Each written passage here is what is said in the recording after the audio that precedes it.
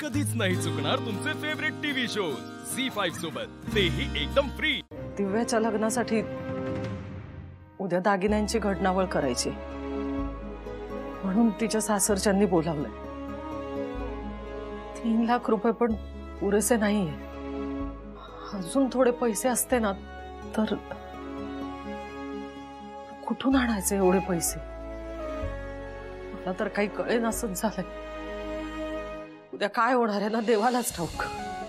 आई, हे बघ, आपण सतत त्यांची बरोबरी नाही करू शकत।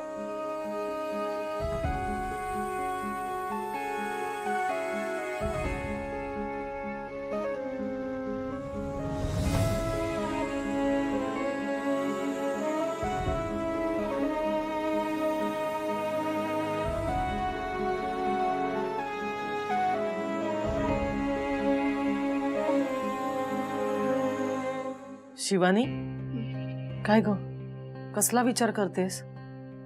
1 मिनिट। टंटडन। हे काय? अगं, गॅरेजची कमाई।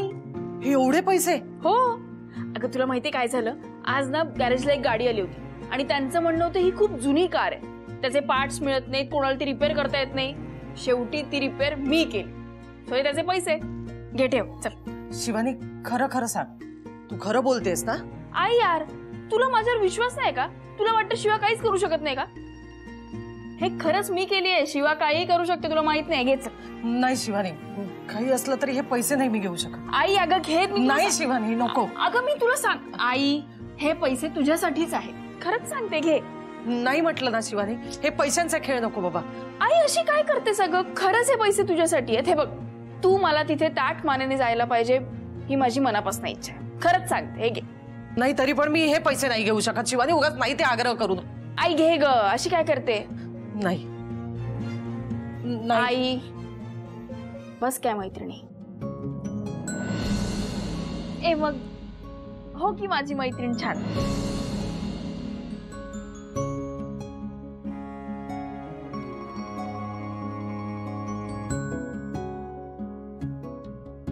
हे तुझे पैसे तुझ्यासाठीच आहेत, आता शांतपणे जाऊन झोप, अजिबात काहीही विचार न करता।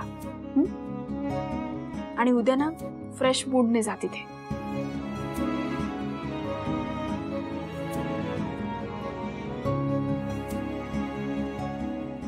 जा।